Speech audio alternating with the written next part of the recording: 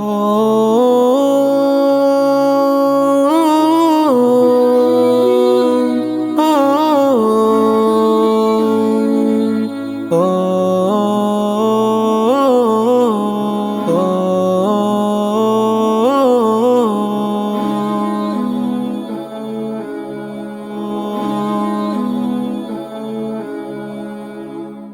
الله الرحمن الرحيم والحمد لله رب العالمين وبه نستعين ولا حول ولا قوة إلا بالله العلي العظيم.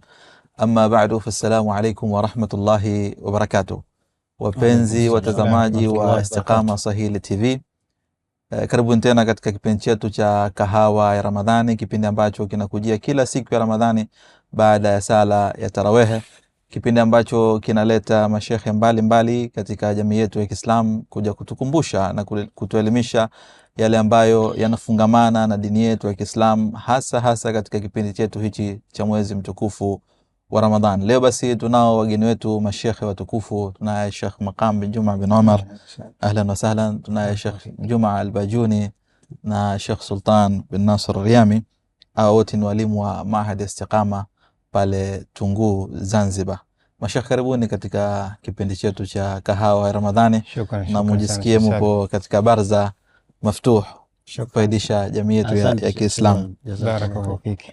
Mpenzi mtazamaji, ikiwa ndio mara yako ya kwanza kufungua Istiqama Swahili TV, basi tunakuomba usubscribe, ulike, kisha ucomment ili upate kila lilokuwa jipya katika channel yetu hii ya Istiqama Swahili TV. Tukiwa tupo mwezi 3 Ramadhani, ambao sasa hivi tushaingia mwezi 4 baada ya maghrib na tumeshasali tarawih, walillahi alhamd. Jana tulizungumzia katika kipindi chetu kuhusu siyam, taarifu yake, maana yake, shuruti zake, kuwajibika kwake na mambo mengi ambayo umefaidika nayo kupitia mashekhe mbalimbali. Leo tayari tumeshafunga na watu wameshafunga, wameingia katika ibada hiyo ya som. Tuangalie basi mambo gani yanabatilisha hii som ambayo leo inshallah mashekhe wetu watatufaidisha nayo. Kwa kuanzia mashekhe, tunaanza na tuwatajie jamii ya Kiislamu mambo ambayo yanabatilisha som. Tayari kashaingia kwenye kufunga, kufuata shuruti zote na tayari humo ndani ya som. Ni mambo gani yanabatilisha hii som? Sheikh Makame, tuanze nawe. A'udhu billahi minash shaitani rajim. Bismillahir rahmanir rahim. Rabbi shrah li sadri wa yassir li amri wahlul 'uqdatan min lisani yafqahu qawli wa ba'd. Ama Sheikh Salim, kwa kuanza katika kipindi chetu cha leo kuhusu mambo yanayobatilisha saumu. Naam. Tukirudi katika ile definition yetu ya saumu, Naam, tutakuta kwamba yametajwa pale pale. Mashallah, bahati nzuri jana ulikuwa hapa. Naam. Tukirejea nyuma kidogo katika taarifu, katika definition, nasema as-sawm huwa al-imsaku an at-ta'ami wash-sharabi wal-jima'i wa sa'ir al-muftirat. Kwa hiyo saumu ni kujizuia na yale yote ambayo ni kujizuia na kula, kunywa na kufanya tendo la jimai, pamoja na yote ambayo yanapunguza. Kwa hiyo hapa ukiangalia hii definition yametajwa, lakini vile vile maulama wamefanya istinbat katika hii definition. Wakasema mambo yanobatilisha saumu yapo aina 4. Naam. Ya mwanzo ni idkhalu dakhil, kuingiza kitu katika tumbo au katika mwili, kuingiza kitu katika mwili. Sasa ikiwa chakula au sio chakula. Kwa mfano chakula mtu kala, tena hii kwa makusudi, yani kala kwa makusudi, sio kwa kusahau. Kala kwa makusudi, mfano akapitikiwa binadamu ile kasahau, akala chochote kile katika chakula ikaingia ndani ya mwili, au kanywa chochote kile. Kwa hiyo hapa ikiwa kafanya makusudi, basi shabadilika somo yake, badilika. Na kwa hiyo ya pili, na vile vile ikiwa sio chakula, mfano mtu tunafutari kala jiwe au kucha au chochote kile ambacho sio chakula kwa makusudi, vile vile naye itakuwa kashabadilisha saumu. Msingi wa pili, ikhraju kharij, kutoa ndani, yani kutoa ndani ya mwili ukakitoa nje. Mfano alqai'u, matapishi, au alqalas, macheuo, mtu akatoa kwa makusudi, sio kwa bahati mbaya. kajitia kijiti, kajitia mswaki na nini kwa makusudi, basi vile vile hii inafunguza funga. Msingi wa tatu ni ajabu kidogo Sheikh Makame katika hiyo kutoa kitu. Manake tukisema kwamba kutoa kitu inakuwa ni am, inajumuisha vitu vingi ambavyo vipo katika mwili mtu kuvitoa. Lakini sio kila ambacho kinachotolewa kinafunguza. Ndio hapo nilikuwa nataka kuweka sawa, kama atakwenda haja mathalan au kutoa damu mathalan hijama, kuumika wanasema ile hijama, ile kupiga chuku na ile haifunguzi kwa kauli jumhur, sio katika madhehebu ya Hanabila, lakini wanachuoni wengi wanasema kwamba haifunguzi. Kwa hiyo kutolewa kitu hapa inakusudia vitu maalumu ambavyo ni alqayu kama walivyosema matapishi, au labda vinaambatana na aina ya chakula, kwa sababu kuna kimeingizwa chakula wakakitoa. Naam. Kitu kingine ni al-istimna, yani istimna ni kutoa mani. Naam, kama ulivyotangulia kusema kwamba ni mani vile vile inafunguza. Kwa hiyo kutoa mani, kujitoa. Jambo la msingi wa tatu ni aljimaa, kufanya tendo la ndoa mchana wa Ramadhani kwa makusudi. Mchana wa Ramadhani, sio kwa bahati mbaya yani. Ingine kapitikiwa vipi? Tutakurudia hapo Makame baadaye kwa baadhi ya hali ambazo huenda zikawa zinatokezea katika jamii, na wanaegemeza vijana dalili ya hadithi ya Mtume sallallahu alaihi wasallam kwamba alikuwa akimbusu ahli yake, mke wake. Sasa hii huenda mtu akachukua sana kwamba tumeruhusiwa hili, kamfungulia njia. Kwa hiyo jimaa vile vile hairuhusiwi kufanya mchana wa Ramadhani. Mtu yoyote atakayefanya jimaa mchana wa Ramadhani kwa makusudi, basi itakuwa amefungua. Na jambo la mshingo wa mwisho katika wale mambo ambayo yanabadilisha ni japokuwa maulama wamekhtalifiana, ni almaasi, kufanya maasi aina yote yale. Zipo baadhi ya maasi imekuja kwamba maasi haya yanabadilisha funga, kama katika hadithi imekuja ile alghibatu wa annamima tufatirani as-saim, yani kusengenya na kufitinisha inafunguliza mtu ambaye kafunga.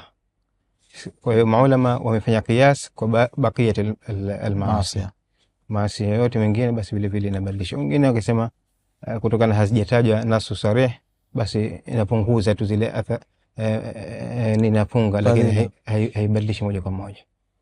Kwa hiyo haya ni mambo ambayo manne, misingi minne ambayo chini yake tunaweza kuna mambo mingi ambayo yanaingia ndani yake. Kwa hiyo kuingiza kitu, kutoa kitu, tendo la jimaa pamoja na maasi. Labda kwa kuongezea kidogo Sheikh Salum katika ambayo kataja Sheikh Makame, sababu ni muhimu kujulikana haya mambo ambayo yanabatilisha funga. Naam. Kwa sababu watu wengi pengine mtu anaweza kufanya kitu lakini hajui kwamba kinabatilisha. Naam. Pia katika mambo ambayo yanafahamika ni alhaidh wa nifas. Bali halikutajwa katika mambo hayo manne. Kwa mwanamke alhaidh wa nifas, yani mwanamke kufikwa na ada yake, hedhi. Kwa hiyo mwanamke atakapofikwa na ada yake, hata kama ikiwa pengine yumo ndani ya funga, kwa dhuhuri la asiri, hata kama kashafika pengine la asiri, kashakaribia magharibi wakati wa kufunguza, lakini akafikwa na hedhi, basi funga yake inakuwa inaharibika, imebatilika kutokana na udhuru wake aliyopata. Kwa hiyo inafunguza. Hata Bibi Aisha radhiallahu anha alipokuja kuulizwa na yule mwanamke kuhusiana na kwa nini tunalipa katika kwenye funga, tulipi kwenye sala, tunalipa katika funga lakini hatulipi katika sala, akasema kana yusibuna dhalika fi ahdi rasulillahi sallallahu alaihi wasallam fanu'maru biqada'i as-sawmi wala nu'maru biqada'i as-salati. Ilikuwa ni jambo ambalo linatusibu katika zama za Mtume sallallahu alaihi wasallam, tunaamrishwa kulipa katika funga lakini hatuamrishwi kulipa katika swala. Kwa hiyo hedhi inabatilisha funga. Pia janaba kwa madhehebu ya Kiibadhi, janaba katika madhehebu ya Kiibadhi inapelekea kuharibika kwa funga. Ina muda maalum au ina namna maalum hizo haribu. Sasa hii sharti yake wanasema ulama, itakapokuwa mtu kafanya tawani, yani akazembea, yani kafikwa na janaba pengine tayari wakati wa funga unaingia, yeye pengine usiku mathalan kafikwa na janaba akazembea, ikawa hakukoga mpaka ikafika wakati wa asubuhi. Sasa ile kuzembea kwake maana yake inapelekea ile janaba kuharibu ile funga yake. Ama ikiwa mathalan pengine mtu kalala imemtokezea, ikamtokezea tu, yani yeye alikuwa hajui pengine yuko katika hali ya janaba, pale pale baada ya kujua kwamba yupo katika janaba akakimbilia kwenda kukoga, huyu haingii katika kubatilisha. Vipi kwa upande wa wanawake? Maana hata jana tulizungumzia janaba upande wa wanaume. Hakuna hali mushabih kama hiyo kwa upande wa wanawake. Wanawake pia hata ikiwa ni mwanamke ambaye kafikwa na janaba, hukumu yake ndio hiyo hiyo. Kwa hapa anaingia wanaume na wanawake. Katika hedhi inamhusu mwanamke peke yake. Ndio. Katika janaba inahusu wanawake na wanaume. Naam. Hii inathibitishwa na hadithi ya Abu Huraira radhiallahu anhu, ambapo Mtume sallallahu alayhi wasallam anasema man asbaha junuban asbaha muqtiran. Mtu ambaye atakaye pambazuka asubuhi akiwa katika hali ya janaba akazembea kukoga, basi mtu huyo atakuwa funga yake imeharibika.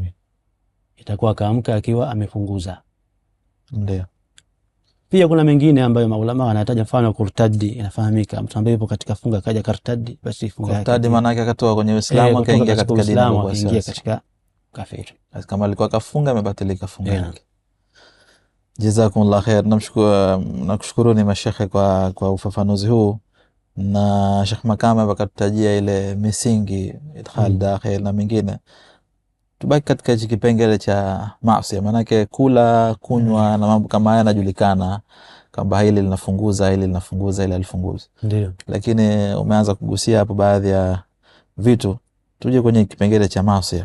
Kuna dhahira sasa hivi katika jamii ya Kiislamu, hata jamii yetu ya Kizanzibari, kwa vijana hata kwa wazee, uvutaji wa sigara.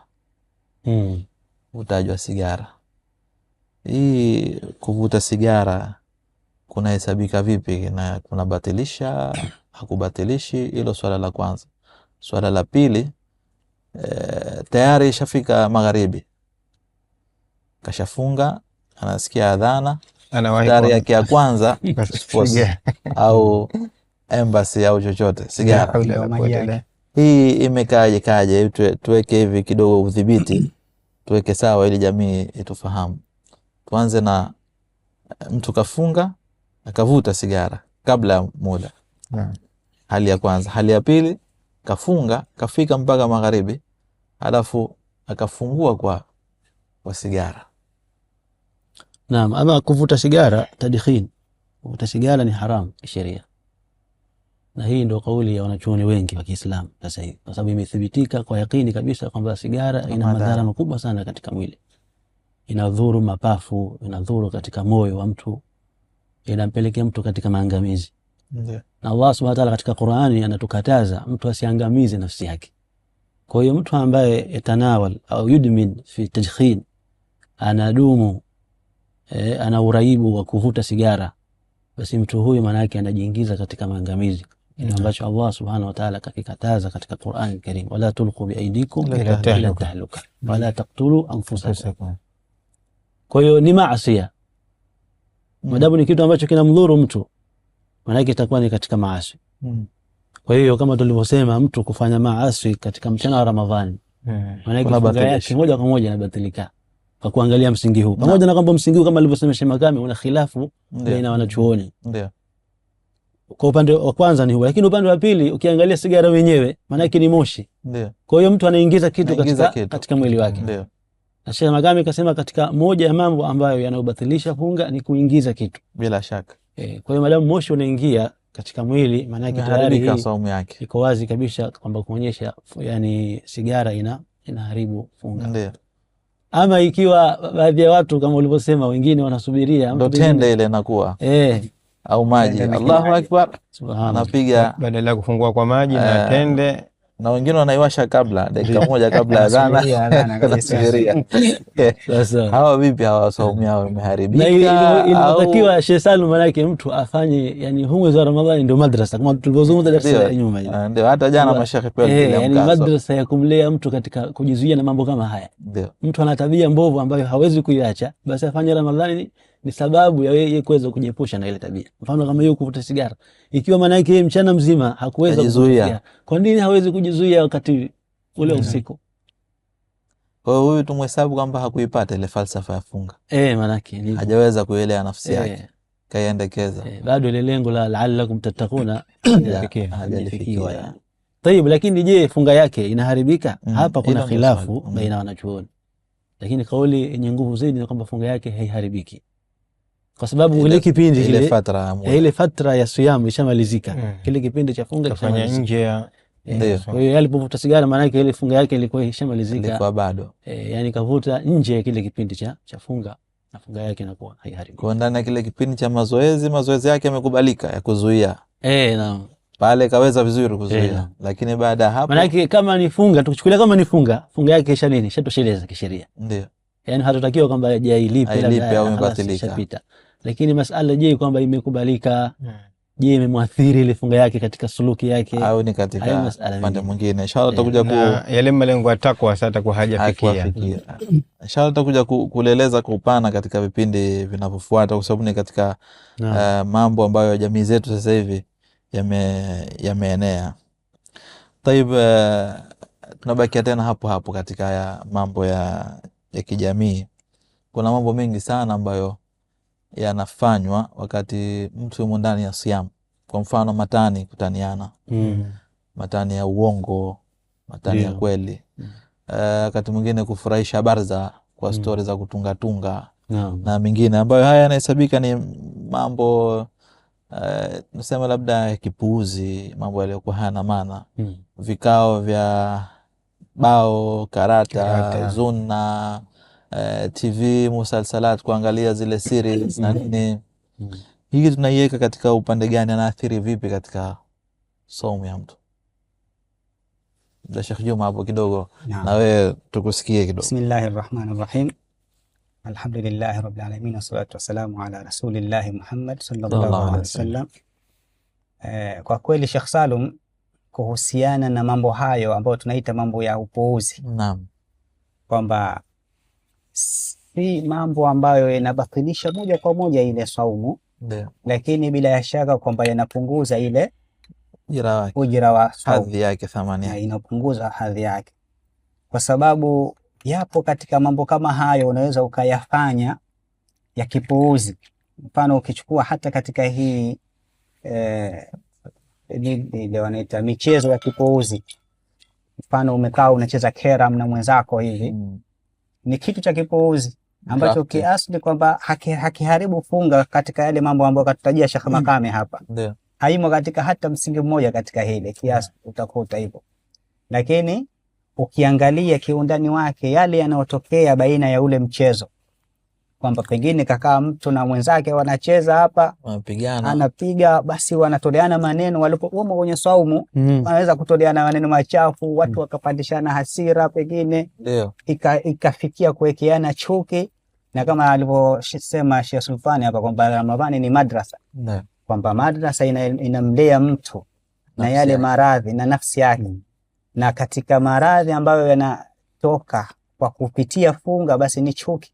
So ni katika maradhi ambayo yapo kwenye moyo. Bila shaka. Kwa hiyo bila shaka ikiwa yeye tayari yupo kwenye michezo kama hii ya kipuuzi, lakini bado hali ya kuwa yumo kwenye saumu, lakini bado anacheza michezo ya kipuuzi kama hii, maana yake inapelekea kupunguza ule ujira wa saumu yake. Na hivyo hivyo michezo mingi ambayo imekuja, na ndio maana hata ukiwa unaangalia hii misalsalati, baadhi ya wakati misalsalati mingi siku hizi kwamba si ile misalsalati ambayo utakuta pengine watu wamejistiri au ina mafunzo ndani yake. Mafunzo makubwa ambayo unapata mle ndani yake pengine ni mapenzi. Na ndio misalsala mingi siku hizi kwamba inachochea huko kwenye mambo ya mapenzi. Ndio kweli. Kwa hiyo bila shaka wewe umo kwenye madrasa ya Ramadhan, lakini hapo unaangalia musalsala ambao unajifunza nini? Mapenzi ndani yake. Maana yake ni kitu ambacho hakiingii kwenye akili. Mapenzi ni jambo zuri, hata katika dini yetu tunafundishwa, hata imekuja mawaddatan wa rahma, lakini mapenzi yanayofundishwa katika misalsalati mapenzi yaliyokuwa nje haya ambayo yapo nje ya sheria. Naam, ya sheria. Ndio. Tafuta mtu girlfriend na boyfriend na nini, kuvunja nyumba na mengine. Sawa. Naam. Kwa hivyo mambo kama haya hayavunji moja kwa moja ile funga, lakini anaweza akajikuta mtu anaingia katika ile hadithi ya Mtume kwamba mtu anaacha chakula chake na kinywaji chake, lakini mwisho wa siku hapati isipokuwa ni njaa na kiu. Naam. Kwa sababu ile kiini chenyewe cha yale mambo au cha saumu ya kujizuia nafsi yake na mambo kama hayo hakukipata, hakufika katika hilo. Kaendekeza nafsi na kupoteza muda. Jazakumullah khair. Kuna ziada yote Sheikh Makame katika hili? Sheikh Sultan katika Time nyingine inawezekana pengine anafanya mambo ya puuzi, lakini akamharibikia ile funga yenyewe kaharibika. Kama mfano katika tujalia naangalia musalsalati, lakini musalsalati kuna picha mule za uchi na nini, kwa hiyo akiangalia ishakuwa shengia katika haramu. Kwa hiyo ima inampunguzia au inavunja kabisa ile saumu yake. Kwa hiyo tunatakiwa tuwe tahadhari sana, hasa ndugu zetu nyumbani huko, wasikae muda mkubwa akawa wanaangalia ma TV na nini. Yani hii saumu ni madrasa, mtu ashughulike na adhkari, kusoma Qur'ani na vitu vyote vile vya kheri. Kuna watu wengine Sheikh Makame ndo Ramadhani ndo wanaona ndo muda sawa kuangalia series yao na kumaliza. Bila shaka wanaweka timetable hasa kwamba mimi nisha download series zangu kwenye laptop hizi, mchana nikitoka msikitini naangalia mpaka la siri hivyo. Hapo ukiuliza Qur'ani kaigusa muda gani, basi hupati hana muda, lakini siku kasoma baadhi ya safha tu, hajasoma tajuzu moja. Pengine musalsal una halqa ngapi, pengine 200 au una halqa tuseme 30, basi pengine anamaliza kwa siku 10 la mwanzo. Kila 10 la mwanzo ndio anajipangia yeye kwamba amalize musalsal. Faida aliyoipata hamna faida ambayo kaipata. Hapo mashekhe, nataka kidogo tuweke kidhibiti, maana inaweza kuwa kijana wa Kiislamu wa kisasa anasikia ya mambo ya Ramadhani haifunguzi, inapunguza tu, wacha nifanye. Je, ipo kaidi ya huyo mtu kwamba kwa kuwa haifunguzi anaweza kufanya, au tumtafutie njia gani ya kumuongoza, tumtoe katika fikra hizi, tumpeleke katika usahihi? Maana wapo vijana wa aina hiyo kwamba kama michezo hii haifunguzi, basi mimi nimefunga, lakini akabaki katika lile jambo ambalo litamuondolea hizo fadhila za funga na ile halisia wake funga. Mtu kama huyo tunamuongozaje? Mimi nahisi Sheikh Salum, yani kiufupi, yani Muislamu katika mwezi wa Ramadhani atakiwa ajiepushe na mambo kama haya ya kipuuzi. Ikiwa itawezekana kwa ujumla wake akajiepusha naye, basi ni bora zaidi. Kwa sababu kwanza atajitoa katika shubha ile funga yake je imekubalika au haijakubalika, lakini pia atatumia muda mrefu sana katika mambo yale ya kipuuzi, atasahau ile lengo la funga yake. Na mara nyingi katika michezo kama aliyotaja Sheikh Juma hapa, kucheza keramu au pengine mtu kwenda, wakati mwingine nakumbuka zamani ilikuwa watu wanacheza mpaka ligi zile za mpira, zipo mpaka leo. Sasa ni Ramadhani Cup inaendelea, baada ya alasiri watu wanaenda kucheza ipo ligi zile. Sasa hivi wanafanya wengine isha baada ya tarawih au baada ya isha wanafanya, ndio wengine wanafanya alasiri. Ipo sasa inakuwa yani, kwa sababu yanofanyika pale pengine ni mchezo wa kawaida, lakini yanofanyika ndani mambo gani? Na pengine kuna matusi ndani ule, uongo jana na mengineyo, gomvi na mengine. Kwa hiyo bora zaidi mtu akaepukana na hili, na hiyo itakuja mtu atakapojua maana yake ile fadhila na ile thamani ya Ramadhan. Na Mtume anasema walau alimtum ma fi fadli Ramadhan tatamannaytum an yakuna sana. Mngejua fadhila zilizomo katika mwezi wa Ramadhani, basi mngetamani ungekuwa ni mwaka mzima. Wapenzi watazamaji, hii ni Kahawa ya Ramadhani. Tutoke mapumziko mafupi, usiondoke, tutarudia tena. A'udhu billahi minash shaitanir rajim. Wa'adhin fin nasi bil hajj ya'tuka rijalan wa ala kulli dhamir yatina min kulli fajjin amiq. Huu ni wito kwa Waislamu wote kuelekea kwa Mola wao kutekeleza ibada ya hija. Msimu wa hija umefika. Safari ya kiroho inayobadilisha maisha imefunguliwa. Je, umewahi kujiuliza ni vipi utaitika wito wa Mola wako? Zanzibar Istiqama Charitable Organization ni wakongwe wa kupeleka Uislamu kutekeleza nguzo ya 5 ya Uislamu kwa usahihi, utulivu na huduma iliyo bora yenye kuridhisha. Kwa nini usisafiri nasi? Miaka 25 ya uzoefu wa usafirishaji mahujaji. Semina muhimu zinazoongozwa na mashekhe wabobezi kabla ya safari na mkiwa safarini. Malazi mazuri katika hoteli zilizo karibu ya misikiti ya Maka na Madina. Huduma ya buffet kwa chakula mara 3 kwa siku. Visa tuachie sisi. Usafiri wa ndege ya moja kwa moja kwenda na kurudi. Madaktari wabobezi muda wote wa safari. Chanjo zote kwa mahujaji. Ziara za maeneo ya kihistoria Maka na Madina. huduma za kuchinja, usafiri wa treni kutoka Maka mpaka Madina kwa muda wa masaa 2.5 badala ya masaa 8 kwa usafiri wa basi. Huduma zote hizo ni kwa gharama ya dola 6700 tu. Nafasi ni chache, wahi hivi sasa. Jina lako lisio miongoni mwa waliochelewa. Jiandikishe leo. Kwa mawasiliano zaidi, fika ofisini kwetu Raha Leo, mbele ya msikiti wa Jumuiya ya Waarabu, au wasiliana nasi kwa namba hizi. Innal hamda wan ni'mata laka wal mulk la sharika lak. Wapenzi watazamaji wa Istiqama Swahili TV, karibuni tena katika kipindi chetu cha Kahawa ya Ramadhani. Baada ya mapumziko mafupi, tumerudi tena kuendeleza kipindi chetu cha leo tukiwa na mashekhe wetu, Sheikh Maqam bin Omar bin Juma bin Omar, Sheikh Juma na Sheikh Sultan Riami. Mashekhe, karibuni tena baada ya mapumziko mafupi.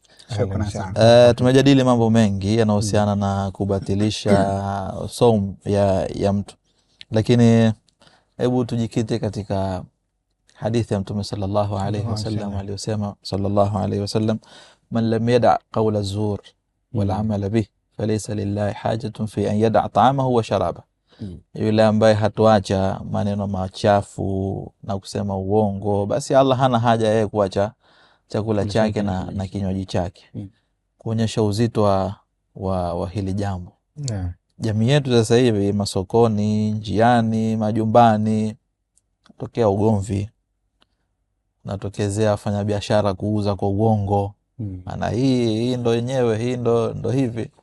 Ndani ya mwezi huu mtukufu wa Ramadhani, pengine iftari kaambia bwana fungu la mhogo ile mchemsho mmoja tu, lakini kumbe chege. Mambo haya mawili, uongo na ugomvi, pengine masokoni, majiani, hivi naathiri vipi funga ya Muislamu? Kwa kuangalia hizi ni Mtume Muhammad sallallahu alaihi wasallam ameashiria kwamba tabia hizi mbili, ambayo mbili kazitaji kwa mifano, lakini zipo zaidi ya hizi, kwamba mtu kusema uongo, man lam yada' qawla zur wal amal bihi, yani mtu ambaye hatoacha kusema uongo na akawa anafanya kazi, kama ulivyotoa mfano kipindi cha Ramadhani hichi, kwamba watu wafanye biashara wengine wanasema mara moja tu mhogo, mara moja fungu hili ila maji mchem. Kwa hiyo yani hii haifai katika Uislamu. Yani tunatakiwa tuseme ukweli, kwa sababu hii funga ni madrasa, inatufundisha kwamba tuseme ukweli, tusiseme uongo. Sasa mtu ambaye anaendelea kusema uongo, kabakia katika kusema uongo, inaweza kumletea athari katika hii funga yake, ikawa ima inampunguzia zile thawabu zake au kuiharibu moja kwa moja, kwa sababu ni maasi, inamvunjia saumu yake. Kama tulivyotangulia kusema katika kipindi kilichopita kwamba baadhi ya maasi yanaweza kupunguza saumu yule mtu. Kwa hiyo Mtume sallallahu alaihi wasallam amesema yule ambaye ataendelea kusema uongo, basi haina haja alikuwa aendelee tu kula na kunywa, aendelee kunywa na kunywa. Kwa hiyo funga yake inakuwa haitokuwa sahihi. Haya tunayo katika madaladala, katika masoko, minada na mengine. Ni maisha ya jamii. Hata kwenye simu wakati mwingine, uko wapi? Hiyo ndio imeenea zaidi sasa hivi. Mtu yuko kwa rara atakwambia yuko. Mtu anakuuliza kwa rara kwenye simu, kwa rara. Wakati tunachukulia ni jambo jepesi dogo, linakwenda kwa mazoea, mtu halipi umuhimu, wakati linapelekea kuvunja nahsabuhu hayna wa inda Allahi adhim. Naam, kwamba tunalihesabu kwamba jambo hili ni jepesi, lakini kwa Allah subhanahu wa ta'ala ni zito sana. Kwa hiyo na vipi wale ambao wanaweka nia kwamba mimi jambo hili kwa mchana huu nastahimili kidogo, lakini baada ya magharibi njoo.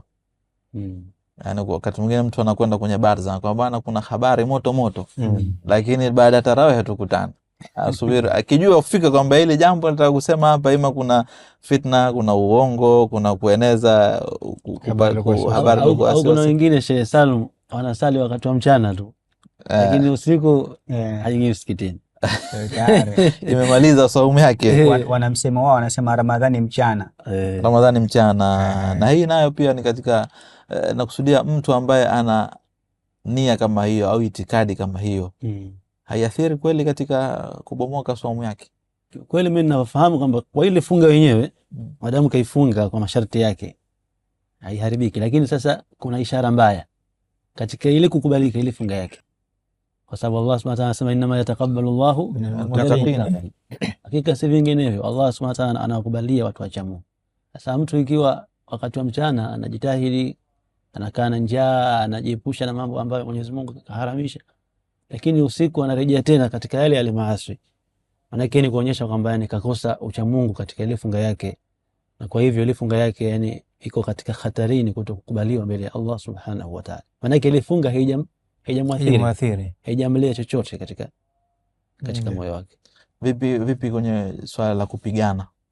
Watu wamepigana ngumi, ugomvi, makofi, mateke, wamehasimiana, wamepigana, hao wamefunga. Kupigana kwao unavunja saumu au haivunjiki saumu yao? Ndio katika majumua ya kwamba inapunguza tu ujira. Vipi limekaje mashekhe? Maana haya mambo tunayozungumza yanatokea inatokea sana. Watu wanapigana, utasikia wanaamua jamani vibaya hivyo, Ramadhani mmefunga nyie, hamjafunga nyie. Sasa wale pale imetokea tukio lile, vipi pale tunaingiza katika hukumu kwamba imetoka, imevunjika saumu yao au imepunguzika tu ujira wa saumu? Shejuma tafadhali. Kwa maelezo, labda kwa maelezo, Mtume aliashiria kwamba endapo mtu akaja kupiga, wa inna zahu ahadun au shatamahu falyakul inni saim, basi anatakiwa aseme kwamba mimi nimefunga, ili afahamu yule mtu kwamba huyu yupo katika saumu, haitakiwi kufanya mambo haya ndani ya saumu. Katika mafunzo ya kuidhibiti nafsi, hasira zako, ghadhabu zako uziweke kipimo, yani uziweke kizuizi. Kwa hiyo ikitokezea kakiuka, hasira zake zimemchukua, kapigana, sasa hapo Sheikh Salim nafikiri itategemea na yule ambaye alianza ule ugomvi. Maana yake ni yupi katika hao ambaye ni mkosa, yani alifanya makosa. Yule ambaye aloanza akamtia mwenzake hasira mpaka kuingia katika, sababu binadamu sisi tumeumbwa na hasira. Bila shaka na katika udhaifu kwa mwingine hakuweza kumiliki zile hasira zake. Ndio hatuwezi tukasema kwamba huyo ambaye alichokozwa akachokezeka kwamba moja kwa moja funga yake itaharibika, Allahu a'lam. Ndio. Lakini yule ambaye aloanza ule uadui, bila shaka funga yake itaharibika, kwa sababu atakuwa anafanya maasi. Ndio. Ya kuingia katika haki za watu na ardhi na mengine. Taib, jazakumullah khair. Sasa hivi mashekhe, tuzungumze na jamii. Matokeo haya yapo, yanatokezea, washatusikia, washajua kama ile halifai, kuangalia misalsalati na mengine, ugomvi. Hebu tuwasaidieni, watajilinda vipi na haya mambo? Mwingine atakwambia mimi nishazoea ikifika Ramadhani nitafute karata tucheze. Vipi watajilinda nafsi zao na haya mambo yanapelekea kuharibu saumu zao? Naam, hapo kwanza kabisa hili inatakiwa ni jambo ambalo kila mmoja wetu analikimbilia katika funga yake. Kuilinda funga, kuhifadhi funga, kuhifadhi matendo mema ambayo unayafanya, sababu ile khairi unayofanya maana yake umeifanya kwa juhudi yako, umetoa wakati wako kwa ajili ya kuitekeleza. Ndio. Sasa kwa ajili ya kuitunza hii lazima uhifadhi, uilinde ili isije ikaharibika au thawabu zake Allah Subhanahu wa ta'ala akaziporomosha. Na Allah Subhanahu wa ta'ala anatuambia katika Qur'an al-Karim, ya ayyuhalladhina amanu atii'u Allah wa rasulahu wa la tubtilu a'malakum, enyi ambao mmeamini mtiini Allah Subhanahu wa ta'ala na mtume wake, wala msibatilishe matendo yenu. Kitendo ambacho mtu akakifanya hatakiwi kukibatilisha. Vipi atakibatilisha? Maana yake kujiingiza katika mambo ya kipuuzi. Mfano kama ipo katika funga, kajiingiza katika mambo ya kipuuzi au katika maasi ambayo yanapelekea kile kitendo chake kuharibika. Sasa vipi tutaweza kuzitunza amali zetu au matendo yetu katika mwezi mtukufu wa Ramadhani? Kwanza kabisa mtu anatakiwa ajitahidi sana ahifadhi vile vitendo ambavyo, ahifadhi vile viungo ambavyo mara nyingi vinampelekea katika makosa. Macho, masikio, kuanzia mdomo, mikono. Mdomo asizungumze sana, hata kama ikiwa ni mazungumzo ya kawaida, lakini ajitahidi asipende sana kuzungumza. Pia masikio yake asisikie isipokuwa mambo ya halali. macho yake yasiangalie isipokuwa mambo ya halali. Na hivi ndivyo walivyokuwa watu wema waliotangulia nyuma, walikuwa wakijua thamani ya Ramadhani. Unapokuja mwezi wa Ramadhani, basi watu wanajifungia katika misikiti na kusoma Qur'ani na kushindana watu katika kumaliza juzuu katika msahafu. Na wengine walikuwa wanakaa majumbani mwao, hawatoki isipokuwa katika wakati wa sala. Yote haya kwa sababu ya kuchunga hivi vitu visije vikapelekea katika maasi. Na mmoja katika watu wema katika masahaba anaitwa Jabir bin Abdullah radhiallahu anhu anasema kwamba idha sumta falyasum minka sam'uk, utakapofunga basi pia masikio yako yafunge, wa basaruka, na macho yako, waltakufa an adha aljar, na pia ujiepushe kuwaudhi majirani zako, waliyakuna alayka sakinatun wa waqar, na uwe ni mtu ambaye una utulivu na upole na heshima katika mwezi wa Ramadhani, wala yakun yawmu sawmika wa yawmu fitrika sawaa, na isije ikawa ile siku ambayo unakula mchana na siku unayofunga ikawa ni sawa. Lazima iwe Ramadhani au upo kasura. Naam, lazima iwe kuna tofauti, kwa sababu ya zile ibada unazozifanya, maana yake uwe kuna taathira, yani katika hata matendo yako, katika tabia zako na namna unavyoishi na watu. Pia Abu Huraira radhiallahu anhu alikuwa katika mwenendo wake, wanasema kwamba unapoingia mwezi wa Ramadhani anakaa msikitini, ikisha anawaita wanafunzi wake, anawaambia ta'alau nutahhir siyamana, njooni tuitakase, tuitoharishe funga yetu. Kwa maana kwamba wakikaa msikitini wakafundishana dini yao, wakafundishana Qur'ani, wakasoma Qur'an, na hii wataepukana kutokana na kuiharibu ile funga yao. Kwa hiyo jambo la kwanza. Jambo la pili ni mtu anatakiwa ajiepushe na vishawishi vyote. Mfano kutumia sana simu katika mwezi wa Ramadhani, mtu anatakiwa television, kutumia kuangalia sana PlayStation au kukaa maskani tu bila ya faida yoyote, kupoteza muda katika mambo ambayo hayana faida. Ajiepushe na kila vishawishi ambavyo vinaweza vikapelekea kuingia katika makosa akiwa katika ibada yake hii ya funga. Labda kuwasaidia sasa katika mazingira yetu sasa, misikiti mingi Ramadhani kwa kuna darsa zinaendelea, adhuhuri, alasiri, na misikiti mingi na kwa inajaa watu wanasoma Qur'ani. Basi elekeze nafsi yake katika mambo kama hayo, kusoma Qur'ani, kuhudhuria madarsa, kusaidia jamii, kujitoa katika mambo mengine tofauti ambayo yatamfanya atumie muda wake, ile faragha aliyokuwa nayo aishughulishe kabla haijamshughulisha. Anaweza pia akajaribu kufanya tajriba, mfano akasema mimi Ramadhani hii sitaki kuunga bando hata siku moja kwenye internet. Unajua mtu kama huna bando kwenye simu, basi hizi simu kubwa hizi inakuwa unaona kama si chochote, haifai kitu. Haifai kitu. Kwa hiyo mtu akitaka kujilea yeye mwenyewe nafsi yake, anaweza akasema nichukue tajriba hii, mimi Ramadhani hii nisiunge internet. Simu atakuwa kaiacha, hana habari nayo. Maana yake hii simu ndo katika vishawishi vikubwa ambapo mtu akiingia katika mitandao ya kijamii anakutana na mambo tofauti ambayo yanapelekea kuharibu saumu yake. Bila shaka. Vile Sheikh Sam, kwa kumsaidia ndugu msikilizaji au mtazamaji, kwamba anaweza kuweka program maalum kipindi chote cha Ramadhani, muda fulani nitafanya nini, muda fulani, lakini program hiyo iwe katika mambo ya khairi, pengine asome Qur'ani, alete adhkari, asikilize darsa, vitu kama hudhurie darsa kama hivyo, au asaidie hata nyumbani katika nyumbani. Yani muhimu eke program ambayo itaweza kumshughulisha katika mambo ya khairi katika kipindi chote cha Ramadhani. Na kwa upande wa wanawake, maana wanawake wake zetu, mama zetu, dada zetu, wao ndio wanashughulika na mambo ya kuandaa ambalo jambo hili litakuja kulizungumzia vipindi vinavyokuja, kumili zaidi katika kuandaa vyakula Ramadhani kuliko ile falsafa yenyewe ya Ramadhani. Nao pia hukaa katika vikao vyao, wakaja na mambo kama hayo ya kuhadithiana, au wenyewe wanasema wanakula ubuyu. Yani kupeana umbea. La huyu lapelekwa kwa huku, natoka kwa jirani laingia kwa huku. Hawa nao pia zinafaa njia hizi. Sasa darsa za wanaume tu, hakuna darsa za wanawake. Zipo sasa hivi, mfano katika kuna madaris khasa za kike, alafu vile vile kutumia hizi wasaa, mfano radio na hata mitandao sasa hivi Istiqama, na hata mitandao pia unaweza kutumia, wakiwa wanajisikia wana faragha, waperuzi waangalie Istiqama vipindi kama hivyo, viangalie hivi vya khair, vingine durus mbalimbali zinazoangalia channel za kidini. Kwa zipo channel nyingi ambazo zinakuwa zinaleta mihadhara, madarasa.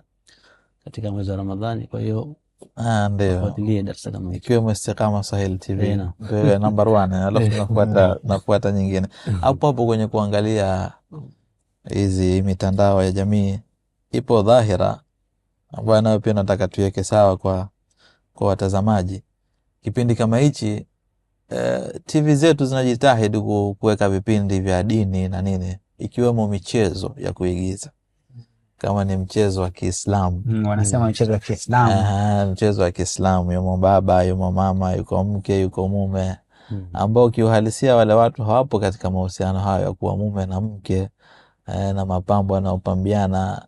Hii mashekhe tunaiweka sawa vipi? Anake mtu anakuambia mimi wakati wangu kifika la asiri mchezo huu ni uangalie. Vipi tu ile swala liloko nje ya maudhui yetu, lakini uzuri kulidumbukiza kwa sababu nayo ni katika mambo ambayo nahisi yanapelekea huko kwenye kuibatilisha saumu au kuiondosha katika uhalisia wake, fadhila zake. Wanamathil, wanaakti mume na mke, lakini sio mume na mke, sio halisia wao, sio halisia. Na pia yanatokezea yale maneno ambayo wanaambiana mume na mke na nini, na kukaa karibu na mingine haya. Nayo tunawapa ujumbe gani watazamaji katika hivyo kushughulisha muda wao na kuangalia vipindi vya dini? Kwanza kinahesabika kama ni kipindi cha dini? Kiukweli hapo labda mimi niseme kwamba haya tunaweza tukaingiza katika yale mambo ya upuuzi, kwa sababu ndio katika misalisalati, japo kwamba wale wanachokiekti kinaonyesha kwamba kinafikisha ujumbe kwamba ni vitu ambavyo vimetokea ambavyo vina alaka na dini ya Uislamu. Lakini je, hao wanaoekti ndio wale na hao wanaoekti kutoka kama ulivyosema hapa, wao ni wako vipi? Au unakuta mtu na mwanamke ambaye ni ajnabia wako pamoja, wanakumbatiana, wanashikana mikono, kwamba japo kwamba wao wanapoangalia hawa waumini watasema kwamba huyu ndo alikuwa mke wake hivi, itakuja hivi, lakini kiuhalisia kwamba si mke wake kweli. Hali alghaya tubarrir alwasila. Lengo langu ni kufundisha jamii, lakini njia, kwa sababu na lengo la kufundisha jamii kufikisha fikra ya dini, njia ndio itumie iko sawa? Haiko sawa bila shaka. Nadhani mambo kama haya lazima tuwe na tahadhari nayo, na hasa mambo ambayo yanaingia katika jamii zetu na jamii inachukua kama ni kitu kipo katika upande wa dini, kitu hichi kinafaa, kitu hichi kinafanya hivi, japo kuwa kuna funzo la dhahir, lakini kuna funzo la ndani kwamba mnakuwa hivi, mnakuwa hivi. Katika mambo haya pia nayo tuchukue hadhari sana.